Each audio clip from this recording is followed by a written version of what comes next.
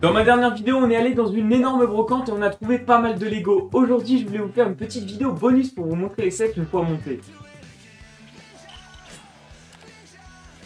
Je fais cette vidéo parce que pas mal d'entre vous m'ont demandé qu'on construise les sets. Bon, je les ai déjà construits, mais au moins je vais vous les montrer avec quelques plans de coupe. Et pour commencer ce débrief de la brocante, on commence avec un magnifique circuit de cartes vintage. Avec ça, on a même la notice. Bon, elle est vraiment en 5 parties, déchirée un peu de partout, mais c'est assez rare d'avoir les notices sur les anciens sets. Du coup, j'ai construit le set juste après la brocante et il manquait quelques pièces quand même, je vais pas vous mentir. Déjà là, de base, il y a une plaque bleue et il en manque un peu à droite à gauche. J'ai aussi complété avec mes pièces personnelles. Pareil pour la plaque du dessous et les figurines ne sont pas vraiment les bonnes. Mais bon, ça fait beaucoup de points négatifs, mais n'oublions pas qu'on l'a acheté seulement à 3 € et ça vaut quand même le coup. Je veux dire, même si l'incomplet il fait quand même le taf, il y a une dizaine de figurines. Il y a 4 cartes, une ambulance, le circuit, franchement c'est un super beau set. Avec toutes les figurines, on a une figurine qui n'a rien à faire ici, une figurine Lego Castle en super état. Et franchement, même si c'est un vieux set, c'est assez cool puisqu'il y a pas mal de détails. Là, il y a un caméraman, comme je vous l'ai dit, il y a les cartes, il y a les barrières, il y a des petits stands de réparation. On a une tour de contrôle, le drapeau d'arrivée. Là, on a même des petites indications pour les cartes. D'ailleurs, depuis le début de la vidéo, je dis cartes, mais je crois que c'est plus des Formule 1 quand même.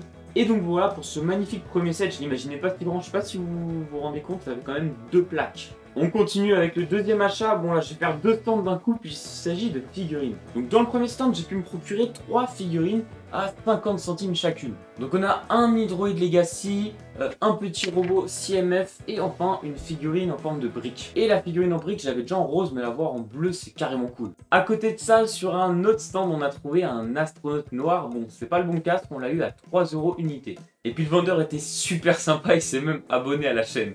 Et c'est assez cool puisque ma collection d'astronautes commence à s'agrandir et l'astronaute noir c'est un des seuls qui me manquait. Le prochain set c'est sûrement mon préféré, il s'agit du set Lego Horizon Forbidden West. Pour ceux qui s'en rappellent, on l'a vraiment trouvé dans un endroit inattendu, on l'a trouvé dans une boîte de puzzle. Et donc c'était vraiment la surprise surtout qu'il est complet, il ne manque aucune pièce, il y a même les pièces de rechange. Donc assez parlé, je vais vous montrer à quoi il ressemble, voici le set Lego Horizon. Le minimum qu'on puisse dire c'est qu'il est vraiment sublime, on a vraiment une créature avec un petit décor pour l'exposer. Il y a plein de détails que j'adore, on a une petite créature, on a les lianes qui s'enroulent autour de ce qui semble être un lampadaire. Je vous avoue, j'ai pas toutes les références puisque j'ai pas joué au jeu. On a des arbres de couleur printanière et puis on a cette magnifique créature qui est franchement assez haute, on s'en rend pas compte. Et puis vous vous en doutez, je vais forcément parler de la figurine magnifique, brun imprimé, et un moule exclusif pour les cheveux. Et d'ailleurs d'avoir acquis ce set, ça me donne vraiment envie de jouer au jeu Lego Horizon Forbidden West qui va sortir s'il n'est pas encore déjà sorti. Donc voilà pour mon achat préféré de cette brocante et pour petit rappel, il m'a coûté 18 €. Ensuite, pour ceux qui s'en rappellent, on est tombé sur un stand assez spécial, un stand qui vendait des Lego mais non officiels. Donc il y avait des dizaines et des dizaines de figurines, si ce n'est des centaines. Et je suis tombé sur une figurine qui m'a vraiment tapé à l'œil, c'est une figurine de Pokémon. Alors je l'ai eu pour un prix assez cher, qui est un prix de 3 €, mais en fait ça en devient vraiment une pièce d'exposition, puisque c'est imprimé de partout. Les pièces sont vraiment détaillées, on a même une mini Pokéball en accessoire. On a les gants, le sac à dos, la casquette qui est incrustée avec les cheveux, franchement c'est juste incroyable. Puis je me suis dit que si j'en achetais qu'une seule qui ne faisait même pas partie des cams Lego, ce serait un bel achat. Donc on va pouvoir la rajouter à ma collection de figurines. Et enfin pour le dernier achat, il s'agit d'un lot qu'on a fait avec Game. Donc le lot nous a coûté 12 € et après on l'a séparé en deux, donc on a payé 6 € chacun. Donc déjà on avait 2 plaques, donc cette plaque, et pour Game il a une plaque grise, donc celle qui est 2 fois plus grande.